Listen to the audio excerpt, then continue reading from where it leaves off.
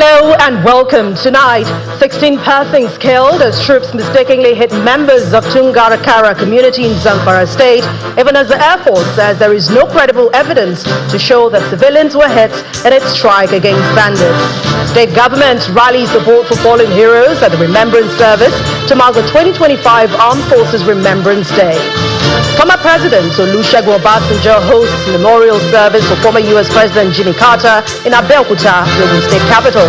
A death toll in the Los Angeles wildfires rise to 16 amid new evacuation order as firefighters race to stop the spread of the fires.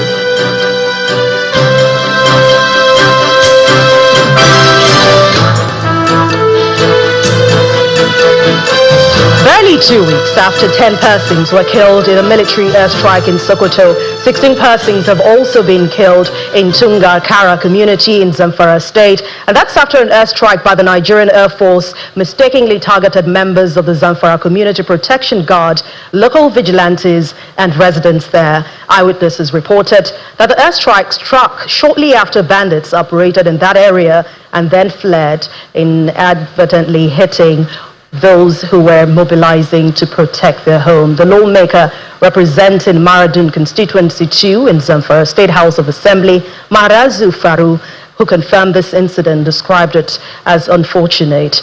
The military authorities are yet to release an official statement regarding this sad incident. Meanwhile, the Nigerian Air Force says that there is no credible evidence to support the claims that 16 civilians were killed during the airstrike, targeting insurgents in the area. And NAF, in a statement earlier today, also announced the success of Operation Fasanyama, a coordinated air-ground assault targeting the stronghold of notorious bandit leader Kachala Bello Turji at Fakai Hills.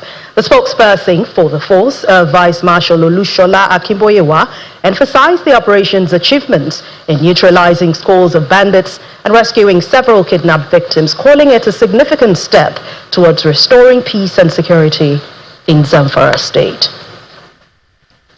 And in Borno State, the town of Chibok is in the news again as Boko Haram terrorists have attacked the community, killing 2 persons and razing down a church. The village is called Bazir Village under Wutanku district in Chibok local government area of Borno State. In a statement by the media team of the local government chairman in Chibok, the terrorists attacked in the early hours of today, setting many houses ablaze, resulting in the death of 2 blood brothers, Josiah Pogo Dupudza and Enoch Pogo Putza, while one Esther Johanna sustained a bullet injury. The statement says the terrorists carted away food items and livestock, razing down the EYNLCC church auditorium and several houses and shops. The 2 persons have since been buried, with the chairman of the local government, Mustafa Madu, in attendance. Still on security matters, the Nigeria Immigration Service, NIS, has confirmed an attack on its border facilities by the suspected terrorist group at the Kangiwa border in Kangiwa local government area of Kebbi State. A statement issued by the NIS Public Relations Officer Kenneth Udo says the attack led to the death of 4 persons, a local watchman, and 3 contractors. The statement clarifies that no immigration officer was killed during the attack, but acknowledges that the service recorded substantial damages to its border facilities. Well, the service adds that it is actively working alongside other sister security agencies to identify and apprehend those responsible for the attack and bring them to justice. The vandalization of sewage manhole covers in the Federal Capital Territory is raising concerns among residents. According to the Director of Engineering, Infrastructure, Rehabilitation Department of the FCDA, Mr. Jato Abdul Karim, thousands of sewage manhole covers have already been carted away by vandals, costing the administration millions of naira to replace them. In this next report, our correspondent, Kumbi Abuluwade, focuses on the dangers of the missing sewage manhole covers and what it portends for residents and the efforts of the FCT administration to address the situation. There have been escalating concerns by residents of the Federal Capital Territory on the dangers of plying these major access roads without the sewage manhole covers being intact. To assess the level of vandalization, will drive round major roads in the Federal Capital Territory, from the Airport Road to the Central Business District, Wuse-2 and Garki. The situation is the same: uncovered manholes. It is dangerous to have those things removed because a lot of them are somehow in the middle of the road, and because when vehicles, plying the road and innocently too fall into those manholes, the tires, especially those with smaller rims, it can cause a crash. Aside the danger, the removal of sewage manhole covers also affects water drainage. Manholes are supposed to provide access for the city maintenance team or the city personnel to service the sewer lines and all of that. So that's the framework. It starts from the master plan down to the infrastructure, and then to the terms of infrastructure to the central sewage system. Apart from the danger to human being and the vehicle and the distance, it causes flood. Why? Because the idea is to filter the dirt from the water so that water can go inside. At the end of the day, by the time you have rainfall, especially heavy rainfall, all the dirt goes in and trapped in there and block the whole thing. And what happened? We have flood everywhere. So basically, when people started vandalizing it, it's a nightmare for us. On January 6, 2025, the Nigerian police paraded 50 suspects for the theft of manhole covers in the city.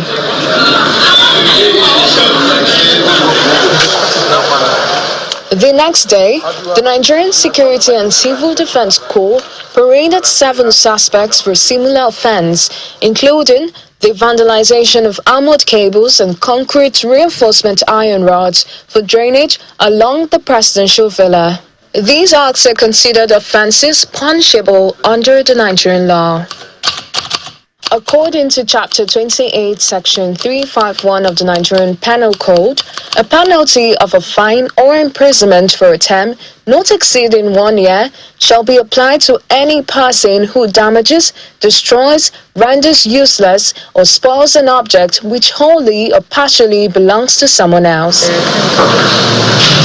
The sanction for vandalism does not sit well with law enforcement agencies. There is need for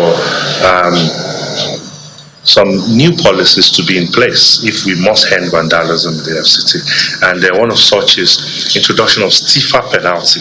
Some of those vandals, within the course of 1 year, you see some of them be arrested like 2-3 times, back to back. But at the end of the day, they get, minimum penalties such as community service, to go to sweep the market, fine as low as 5,000 naira, which I feel they can afford to pay. These open markets is a popular feature across the nation's capital. It's popular for the sale of scrap metals and used items. It's believed to house some of the vandalized items, and the FCT Joint Task Force is raiding one of such markets in the Kabusa district. Their efforts leads to the recovery of these items. It's a good step in the right direction that the agencies are out already clamping down on this miscreant. To address the surge in sewage manhole cover theft, the FCT administration has initiated a process for replacement. We are processing a contract to replace all the manhole in the cover. Actually, we were supposed to have started last year, but we couldn't get it appropriated. But hopefully, I'm hoping by this year we'll be able to. So we are procuring the contract that will take care of especially phases 1 and 2. Residents are hoping that the FCT administration can fast-track the replacement process to improve safety on the roads and reduce the impact on the environment. Kumbi Aboluwaje, Channels Television News. The Catholic Bishop of Jalingo Diocese, Bishop Charles Hamawa, has insisted the lack of political will by government at all levels and sabotage by some individuals within the country is frustrating the fight against insurgency in Nigeria. According to him, a lot of systems have been compromised in the country, with calls on Nigerian army to uphold its integrity. The bishop was speaking at an interdenominational church service in commemoration of the Nigeria Armed Forces celebration and Remembrance Day in Jalingo, the Taraba state capital. Serving and retired military officers, alongside sister security agencies, wives of fallen heroes, and family members are gathered at the auditorium of the Catholic Cathedral in Jalingo, Taraba state capital, for an interdenominational service in commemoration of the Nigerian Armed Forces celebration and Remembrance Day.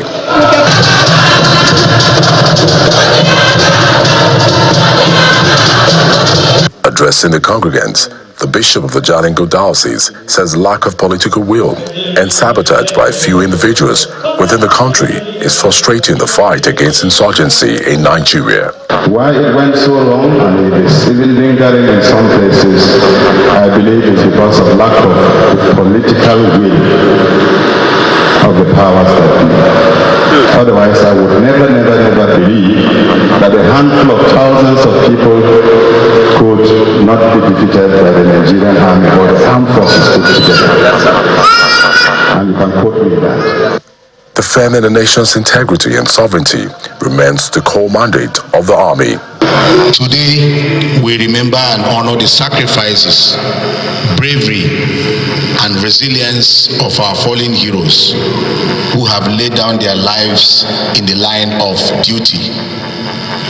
We also celebrate the courage and dedication of our serving personnel who continue to defend our nation's sovereignty and territorial integrity. The government of Taraba State assures residents of sustaining peace and maintaining security. In Jalingo, the headquarters, is in the afternoon, in the evening, in the night, in the wee hours of the morning. Everyone was going through a moment of psychological and emotional torture. But because of the unwavering commitment of this administration to first of all ensuring and fulfilling that basic constitutional responsibility of government, that is securing life and property. The interdenominational service is an annual event that heralds the January 15th Armed Forces celebration and Remembrance Day.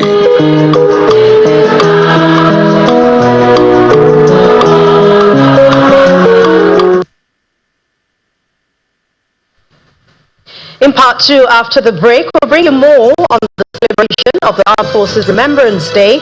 Plus, former President Olusegun Obasanjo holds memorial service in Abeokuta, the Ogun State capital, in honor of his late friend, former President of the United States of America, Jimmy Carter. Please join us again. Welcome back. If you're just watching us, you're watching the news at 10 on Channels Television. A reminder of our main stories. 16 persons killed as troops mistakenly hit members of Tungar Kara community in Zamfara State, even as the Air Force says there is no credible evidence to show that civilians were hit in the strike against bandits.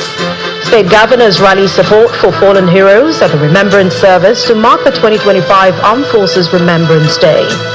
Former President Olusegun Obasanjo hosts memorial service for former U.S. President Jimmy Carter in Abeokuta, Ogun State. And death toll in the Los Angeles wildfires rise to 16 amid new evacuation orders as firefighters race to stop the spread of the fires.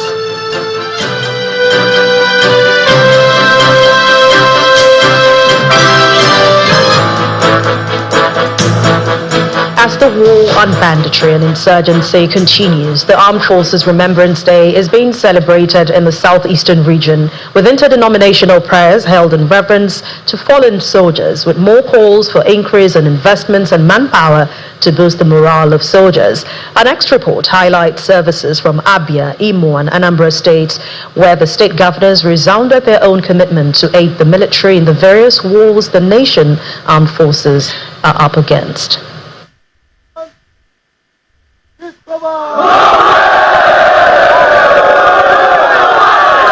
The Armed Forces Remembrance Day is a day used to recall the gallantry of fallen soldiers. Within the ranks, they are referred to as military heroes. Usually celebrated on January 15th every year, the Armed Forces Remembrance Day is keenly observed by the military hierarchy, and this year, 2025, is no different. The southern part of the country is not left out from the celebrations, as in Abia State, members of the armed forces serving converged at Queen Elizabeth Hospital Chapel, Umuahia, for the interdenominational Thanksgiving service to mark this year's Armed Forces Remembrance Day.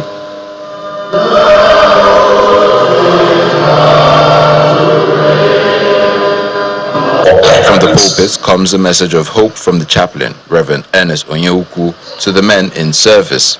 In today's Nigeria that is characterized by economic hardship,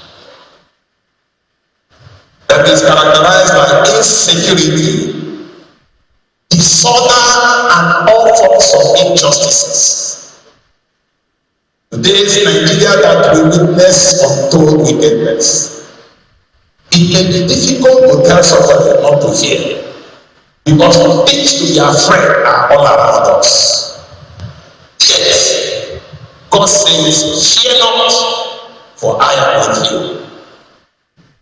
Speaking at the Thanksgiving service, the Abia State Governor Dr. Alex Oti expressed his gratitude to the members of the armed forces. Our indefatigable armed forces, many you say you are living, they are no through toil, day and night, to ensure that the state is at the best state.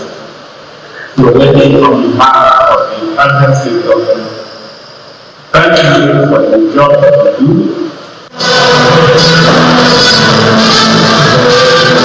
In neighboring Imo State, Governor Hope Uzodinma says his administration is employing kinetic and non-kinetic approach to ensure that there is no reoccurrence of breakdown of law and order in the state. Governor Uzodinma was speaking during the special interdenominational church service. We are doing our best to restore peace and order, to make life more meaningful in Imo State, to do our best to recover those things we lost in the past. And we continue to urge our people, those who are able to reach out to some of our brothers and sisters in the bush, wandering here and there, to let them know that the war is over. They should come out from the bush.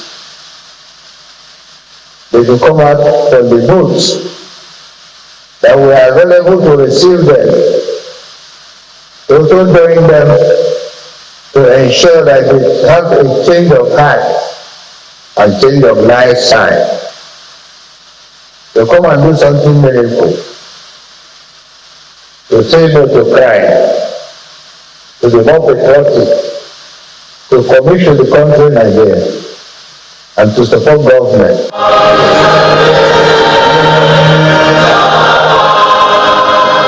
Over in Anambra State, Governor Chukwuma Soludo is promising continuous support for the armed forces to enable the forces defeat the enemies. Policemen are sent, the soldiers are sent, and they are in the field to protect us, to keep us safe. And then some persons go there, kill them, shoot them at the point of their service, and take away their guns and go to the bush. We, as a people of God, must do something. The irreducible minimum is that we must at all times that this happens rise up in unison and condemn it. That's the only way we tell them that we care.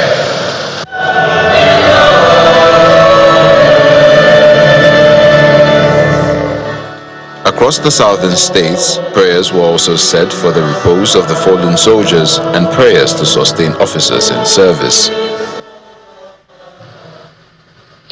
Let's cross over to Abeokuta, the Ogun State capital now, where a funeral service has been held in memory of the former U.S. President Jimmy Carter at the Chapel of Christ, the Glorious King in Abeokuta, the state capital.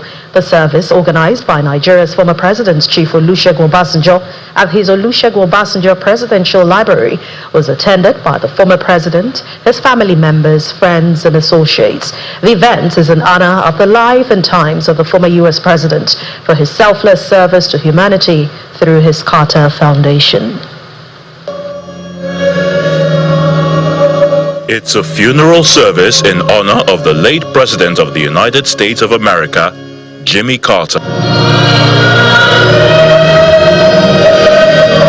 Former President Olusegun Obasanjo, his wife, family members, friends, associates, and clergymen are here at the Chapel of Christ, the Glorious King in Abeokuta.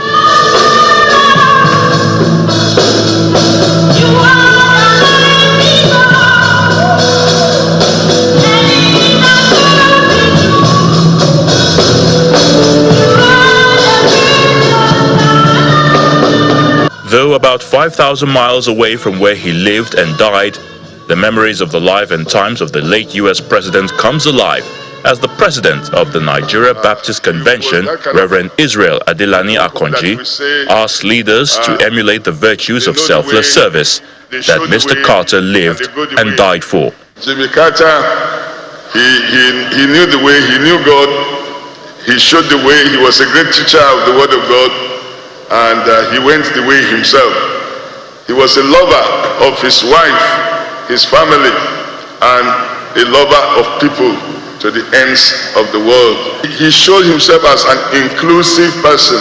He fought for human rights. He stood for human rights of all people. That's the man, Jimmy Carter himself. Former President Obasanjo, the convener of the funeral service, describes his late friend as a humanist, man of God, and highlights some of the qualities which endeared him to the late U.S. President. He grew up under a father and mother who were disciplinarian, who instilled in him a sense of discipline, morality, hard work, integrity, kindness, and humility, compassion for the poor, and strong belief in God.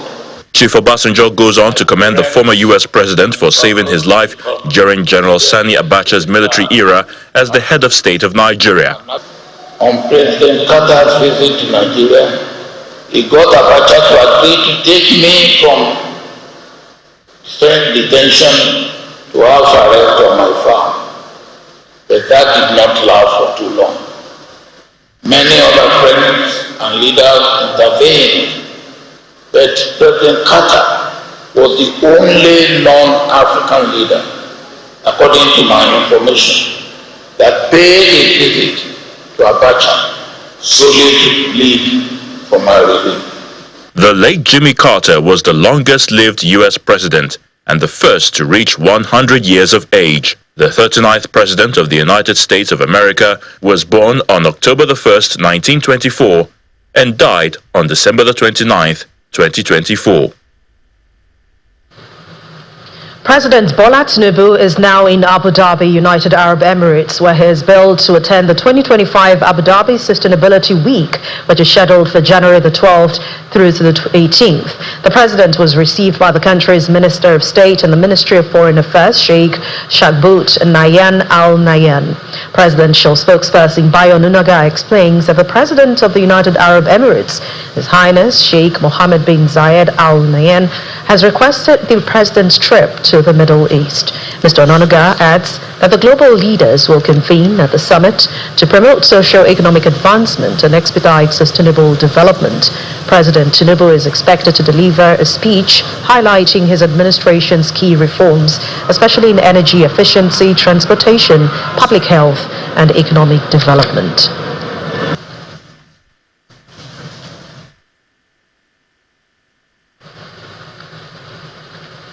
As we move deeper into the year 2025, a growing number of Nigerian youths across the country are now taking the lead in shaping the national agenda, pushing the government to act on their concerns and expectations. Our next report takes a look at the issues agitating the minds of the youth. Almost 60% of Nigerians are under the age of 35. This demographic plays important roles in molding the country's democratic processes and future. Making their voices heard is a great way to start. On our current affairs program, Inside Sources, we spoke with some young Nigerians who shared their thoughts on what the government should do differently in the coming years. We need to learn fourth industrial revolution skills. We need tech skills, from secondary school. Government should start introducing coding, AI, a lot of tech skills. You can see in countries like Kenya. You think it should be from secondary school? It could even be from the ending of primary school, maybe primary 4, 5, but secondary school is fine. Let us see the implementation of what you are saying. Let 2025 be the year where youth can say, okay, I drive out of my house as a young person, having created my own opportunity, having created my own source of income, having created my own sort of, entrepreneurship, and I come out of my house and I'm not scared that a frustrated police officer is going to kill me. In Nasarawa State, residents emphasized the need for the government to clearly communicate their programs and ensure they are fully implemented. The vision is to keep in time to reality and to achieve clear vision of attaining the developmental growth in both economic, agriculture, health sector, and the other sectors of the government. There are programs and activities that are geared towards youth development, youth empowerment in Nasarawa State. Our expectation this year is the sustainability of this program and activities for the prospect and the prosperity of young people in our dear state. Meanwhile, we met with a group of youth in Bauchi State over tea. They engaged in extensive discussion about the challenges they faced in 2024. All this expectation from government, it can't work. It will work. It cannot work. No people that will not give you work, they cannot support you in anything. As far as you will not support yourself, nobody will support you. Drawing from their experiences, they suggested that the greater focus should be placed on empowering youth in agriculture and technology. People are still farming. People are still using the local channels, the traditional way of farming, trying to use the manure and all this, and it's working. So in 2025, the rate of farming, whether the government put an emphasis in fertilizer or people are still going back into farming. There is money in agriculture. There is money in agriculture. If the government can make a lot of interventions, you understand, in agriculture and make it easier for the young persons of these countries to access, I'm telling you, our food will be secure. Messages coming from these young Nigerians are clear. For Nigeria to thrive in 2025 and beyond, the government must listen closely to its youth and invest in their potential. The wife of the governor of Jigawa State, Mrs. Amina Namadi, has vowed to ensure justice for a 9-year-old girl who was raped in Galamawa village in Jigawa State.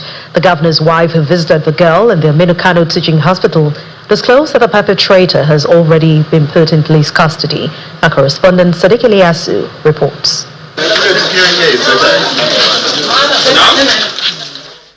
The wife of Malam Umar Namadi, the governor of Jigawa State, arrived at the Malam Aminu Kano Teaching Hospital, accompanied by human rights groups.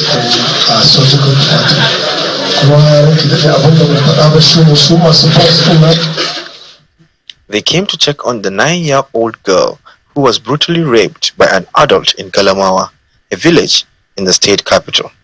The perpetrator is in custody, and the First Lady assures that justice will be served for the victim. Alhamdulillah, she is responding to treatment, and the Jigawa state government is taking all the financial support everything on her medical bill. We are going to pay for it. What about ensuring that justice is served? Yes, the suspect is already on custody and justice is going to be done. The chief medical director briefed journalists on the condition of the victim. Alhamdulillah, this is something that usually takes many years, to treat, because not just the physical injury, there are other forms of injuries also that she will suffer. Emotional trauma is there, which will be quite serious. But in particular, she's admitted here in the emergency because of surgical problems she developed during that incident, and we hope she's going to be operated for it, and subsequently she'll come back for other operation also, because it involves different parts The governor's wife encouraged the public to report such incidents promptly to curb the menace of sexual assault. Sadiq Ilyasu, Channels Television News. Still ahead on the news at 10, National Drug Law Enforcement Agency NDLEA seizes 40-feet trailer load of skunk and 6 cars in the midnight raid in Abuja, the nation's capital. Please join us again. Welcome back. The European Union says it is set to exit Taraba and Adamawa state with its program on the mitigation of conflict over natural resources between farmers and herders in Adamawa and Taraba states. This is coming 24 months after its implementing partners' search for common ground on the International Organization of Migration and Mercy Corps assisted both states in promoting peace and creating peace structures for resilience and coexistence between farmers and herders in both states. For 24 months, the European Union has been contributing to the mitigation of conflict over natural resources between farmers and herders in Adamawa and Taraba states. The program, implemented by Search for Common Ground in collaboration with the International Organization for Migration and Mercy Corps, is holding its closeout event, knowledge sharing and handover of peace structures to the Taraba state government for continuation. Affected community members say the efforts of the European Union have led to peaceful coexistence. We live like friends and brothers now. We are very peaceful. We don't have any problem. A herder can visit a farmer can visit a herder. In fact, we relate together. We are living wonderfully. We appreciate your effort for softening ground for the security agencies in this type of program. Shortly after handing over the peace architecture, the country director's Search for Common Ground identifies demographic growth, expansion of human settlements, privatization of land, year-round farming practices, environmental degradation and climate change as some of the causes of conflict. These structures, the peace architecture dialogue, the community response network, and the community security architecture dialogue, and others, are now in the capable hands of the people of Taraba State, whose dedication and resilience will ensure their continued success. The state government applauds the program, which complements the newly constituted Bureau for Peace and Conflict Management team. The impact of your peace building and conflict management activities in Lao and Zing and in some other parts of the state, as evidence from the testimonies we're going to hear and receive in this event, in this knowledge sharing event, are enormous and highly commendable. With the implementation locations of Zing and Lao in Taraba State, participants are asking the European Union and its implementing partners to extend the program to ensure that other councils are captured in the quest to tame the unending farmers-herders clashes. Let's head to Benue State now, where the Governor Hyacinth Alia has approved the establishment of IDP farming communities, with each of the registered 5,600 households owning a hectare of land to boost food production. Governor Alia disclosed this through his technical advisor on media and publicity, Mr. Solomon Iprev, as part of the durable solutions for security, resettlement and economic sustainability of the IDPs beginning from February 2025. Inmates at the International Organization for Migration and the Benue State Government established mega IDP camp welcome the delegation from the state government as part of the finishing touches to the launch of the durable solutions to food security. The mega camp, although a transit one, sits on a 62,000 hectare of land with social amenities like solar street lights, portable water sources, fire stations, adequate sanitation facilities to address the complaints of poor living conditions. We are enjoying ourselves because one of the IDPs who has been displaced since 2018 commended the handling of their welfare by government and aid agencies. When we moved to here, we are enjoying ourselves because there we don't used to have access to clean water. We suffer a lot. We also used to sleep there under mosquito nets. But here, we are sleeping in better place. We are having access to good water, even good toilets. Beyond these facilities is the launch of the durable solutions, which includes scaling up security for them, resettlements to their ancestral homes, and the farming program. We have identified lands in the 4 local governments where this project will kickstart. We have Agatu, Gwe East, Makudi, Logo. These are the areas that we're going to farm for IDPs.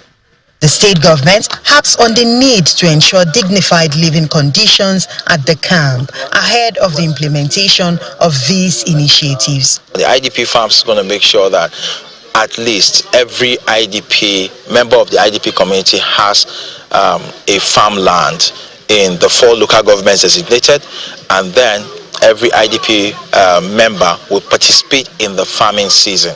That will be a source of livelihood for them. At Otese, a 5,000-litre daily capacity water project has been executed to support IDPs and host communities. Imagine a family having a whole hectare to themselves, to be able to produce whatever crop it is they're producing. And if that happens, then of course it's going to give a huge boost to the growth of food production in Benue State. Although these efforts are made to improve the conditions of the IDP, the Benue State government believes the new agricultural initiative will integrate them and also boost food security. Cassava plantation, one of the major crops cultivated in the Middle Belt, is now gradually gaining acceptance by many farmers across the Yobe-Bauchi border communities. Owing to this development, the farmers are now calling on the government at all levels to support the cultivation of more hectares of farmlands, as they also seek the establishment of plants for processing of cassava. In this special report, Channels Television visited some of those communities that are planting cassava in Yobe State, as some experts say venturing into its farming can increase food sufficiency.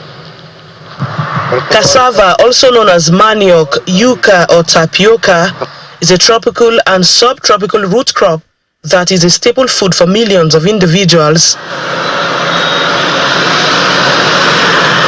In Nigeria, cassava is a common food grown by small-scale farmers in many parts of the country, and it is also being processed and used in different forms. Residents of Murfakalam in Damaturu and Birniwa, 2 border communities in Yobe and Bauchi, northeast Nigeria, are now into cassava production as the farmers seek the support of government. Cassava farming has helped us in managing our families, and it has become a source of income to many of us. I have gotten married with what I am getting, and soon I will give out my daughter in marriage with what I got this year. In this community of Birniwa, cassava is processed locally, dried by the roadside and packaged in leather bags and sold at 2,500 naira after it has been processed, while the unprocessed 50-kilogram bag is sold at 35,000.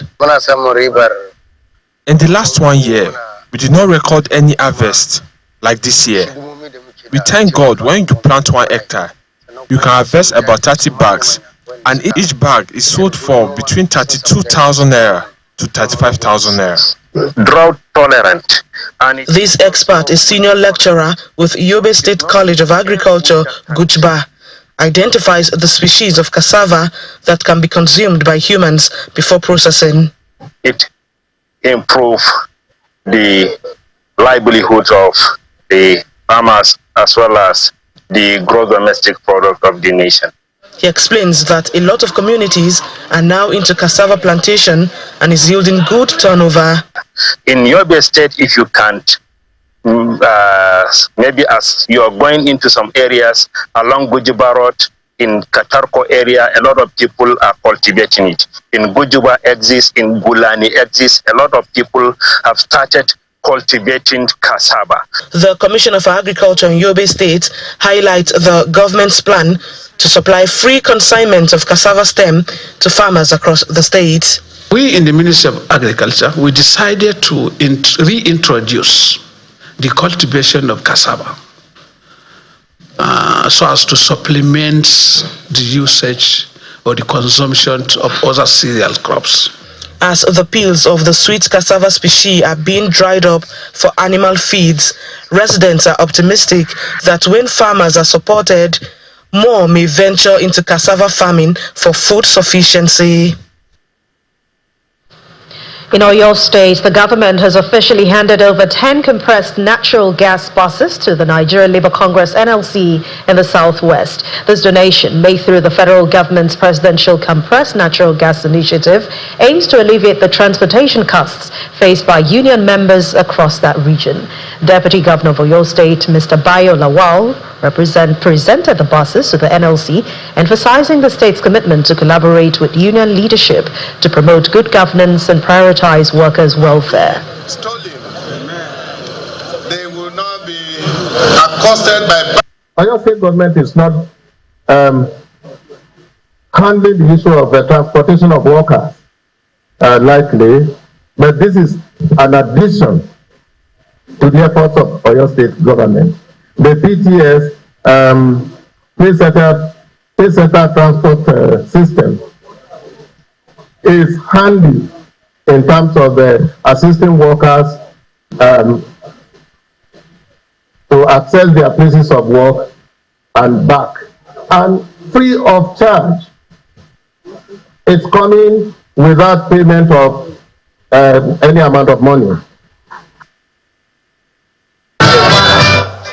During the ceremony, the president of the NLC, Mr. Joe Ajero, expressed gratitude for the buses but raised concerns about the lack of consultation with labor unions and stakeholders in the formulation of the Committee on Tax Reform Bills.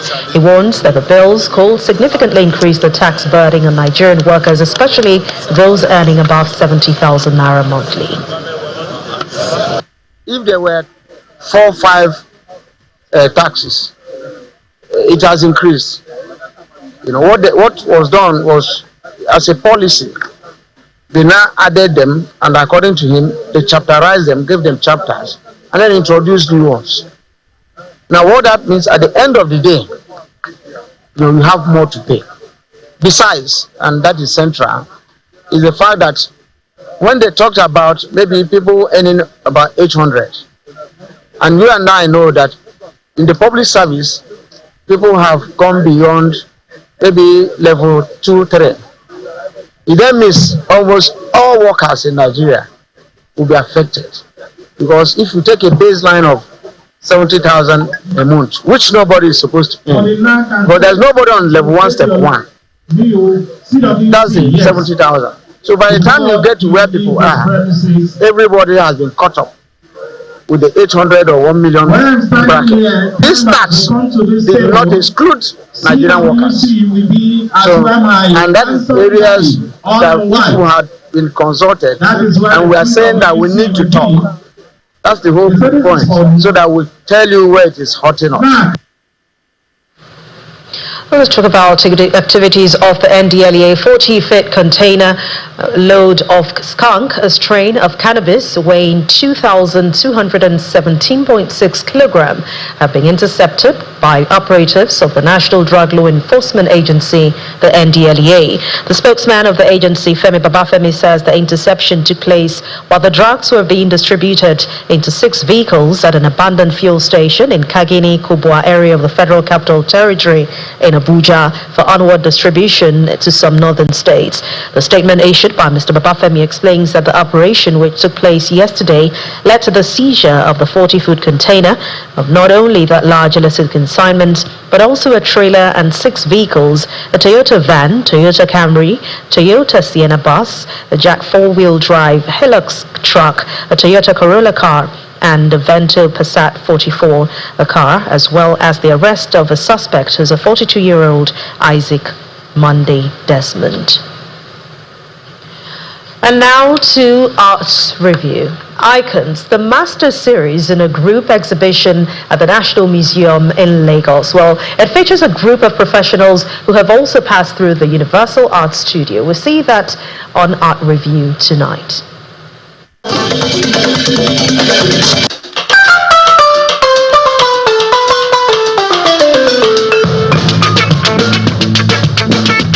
Years of intensive professional art practice, training and mentorship is being acknowledged at the National Museum in Lagos in this celebration by Universal Studio of Art called Icons of Art, an exhibition of the masters.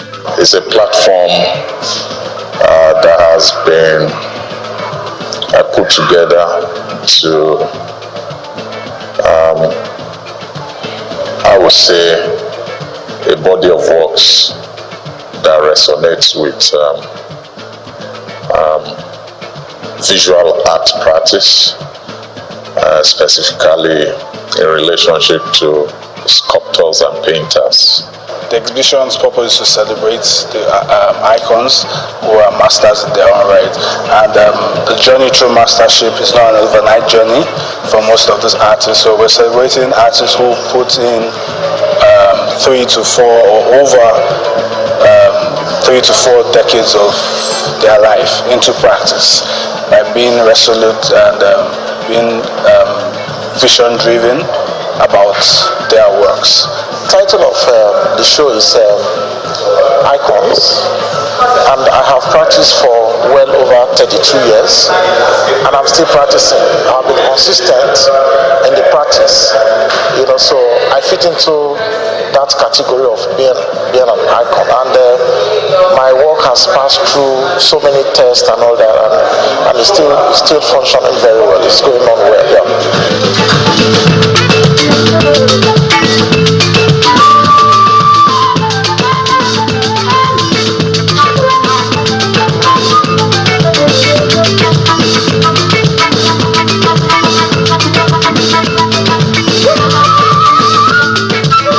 Five painters and 6 sculptors who shape their art practice at the Universal Studios bring these contemporary art forms to the National Museum space.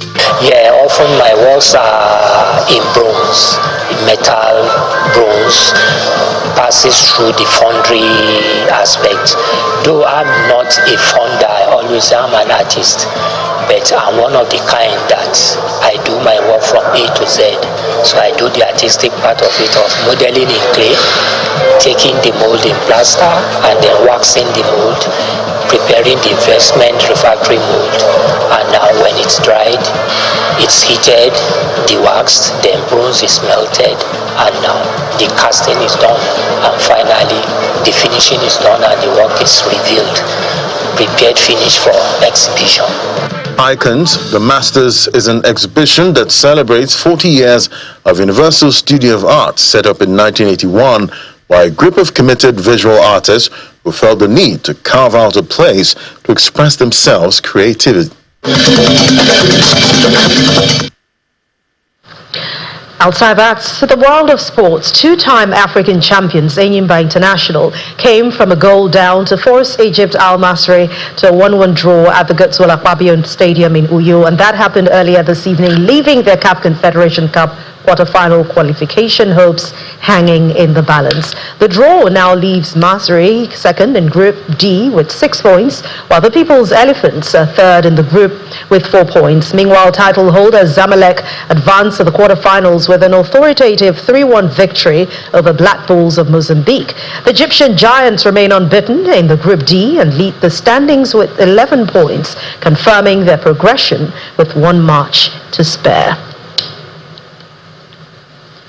Altai Bayondai was Manchester United's unlikely hero at the Holders as they held out over an hour, a man down to knock Arsenal out of FA Cup on penalties, and that's after feisty 1-1 draw at Emirates earlier today. United stand-in goalkeeper saved a penalty from Martin Odegaard in normal time and then denied Kai Havertz in the shootout as the wakeful Gunners was another day to forget in front of goal. For Newcastle, they came from behind to beat League 2 Bromley and then make it 8 consecutive victories in all competitions. Premier League teams Southampton and Ipswich Town recorded a 3-0 win against Swansea and Bristol Rovers. There were also some wins from Crystal Palace and Tottenham. At least 16 people are reported missing and 3 more found dead in the wildfires raging through Los Angeles. 16 people in total have died so far. Wildfires are currently burning in parts of Los Angeles as firefighters brace for another round of strong winds at Santa Ana winds. But California security authorities held a press conference earlier discussing efforts made to either contain the fires or provide security on ground. The LA Police Department has deployed 600 officers, increasing personnel on the ground to around 1,200, working 12-hour shifts, along with the National Guards, which has 100 members assigned to the fire incident. And the main news again. 16 persons have been killed as troops mistakenly hit members of Tungar Kara community in Zamfara state, even as the Air Force says there is no credible evidence to show that civilians were hit in its strike against bandits.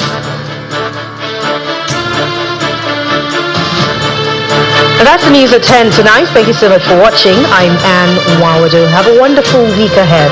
Good night.